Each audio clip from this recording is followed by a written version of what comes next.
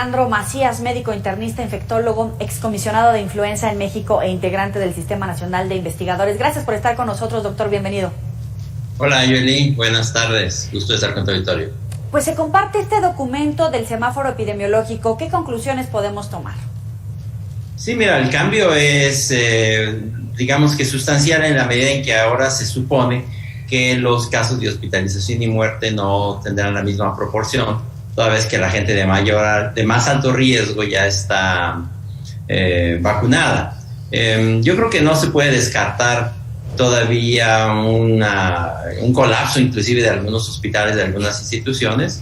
Habrá que ver. Yo creo que uno de las mediciones más importantes, que es el porcentaje de pruebas positivas, es muy alto en este momento. Yo creo que no, como insisto, no puede descartarse que tengan que tomarse algunas otras acciones de distanciamiento social.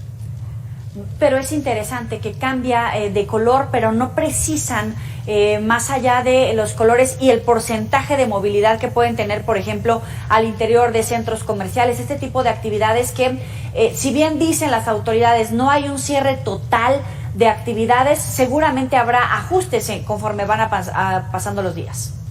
Sí, mira, en este caso, por lo menos yo lo que estuve revisando del nuevo semáforo es que no hay acciones, digamos, obligatorias para fines prácticos. Hay más bien recomendaciones, limitaciones de aforo, cosas como un poco como las llamadas a misa, que hace caso el que quiere y el que no. Yo creo que habrá que ver, tener un marcaje personal, digamos, sobre cómo está la cosa en los hospitales, porque eso es lo que siempre preocupa. Si se empiezan a saturar los hospitales, puede ser un poco demasiado tarde, que no tomaste acciones a tiempo. Cuando quieres tomarlo y están completamente saturados los hospitales, es demasiado tarde.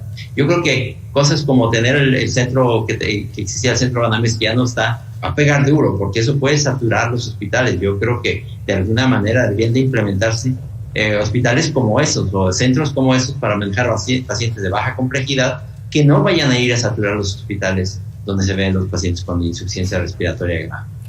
Nos estamos quedando cortos a la hora de prever, de prepararnos, porque efectivamente comenzamos a registrar ya este número de contagios ayer de 16,000. Sin embargo, no hay la cantidad de hospitales que estaban habilitados como en diciembre pasado o el año pasado. Sí, mira, este virus ya nos enseñó que nunca lo que hacemos es exagerado, Más bien siempre tendemos a quedarnos un tanto cortos. Yo creo que aquí tendríamos que volver a pensar que, aunque esto está sobre población de menor riesgo que la que vimos anteriormente, es prácticamente volver a empezar una parte de la epidemia, que es la gente joven, que es a la que ahora va a afectar, y se va a parecer mucho a la pandemia de 2009-2010 de influenza, que afectó predominantemente a gente joven. Puede ser ya el último coletazo de la epidemia, pero todavía nos falta un buen rato y todavía tenemos cosas importantes que hacer.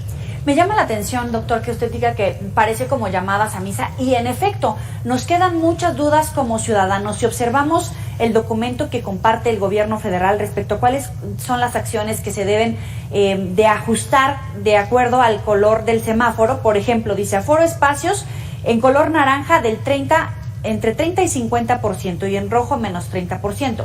En este momento, Sinaloa está en rojo y hay varios estados que retrocedieron al color naranja, muchos de ellos que son polos de atracción turística. Guerrero, por ejemplo, Veracruz, Quintana Roo, todos estos lugares que en este momento estaban tratando literal de hacer su agosto como para tratar de sacar y de recuperarse económicamente a través del turismo. Mira, mucho de esto tendrá que hacer, porque hay una directriz federal que puede ser, digamos, el semáforo, pero las autoridades locales tienen mucho que hacer. Digamos, si ellos están viendo que independientemente del color del semáforo, sus hospitales se encuentran ya demasiado presionados, pues tienen que actuar y tienen que reducir aforos y tienen que reducir actividades, e inclusive yo no descarto inclusive cierre de algunas actividades.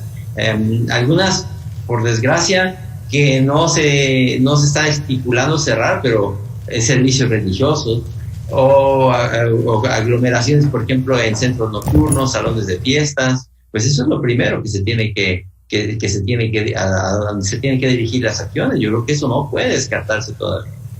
15 en amarillo y 3 estados en naranja, y está la insistencia tanto del gobierno federal y ahora incluso la reacción de autoridades estatales que dicen vamos a regresar a clases presenciales en el siguiente en los siguientes meses. En este sentido, ¿de verdad tiene sentido? ¿Es lo más adecuado?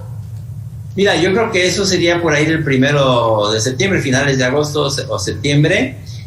Yo una cosa sí me queda claro, que debemos retomar las escuelas. Ahora, las escuelas las van a retomar el personal administrativo y el personal académico. Primero hay que retomarlas, porque sí es verdad que las escuelas abandonadas son blanco fácil de vandalismo y algunas están ya vandalizadas.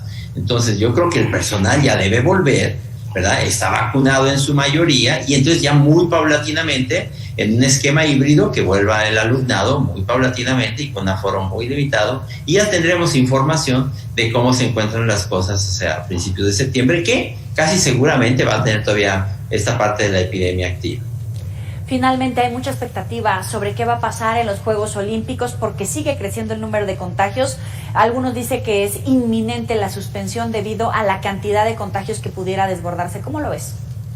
Sí, mira, en Tokio han tenido esa disyuntiva desde el año pasado. Yo sinceramente creo que si no tienen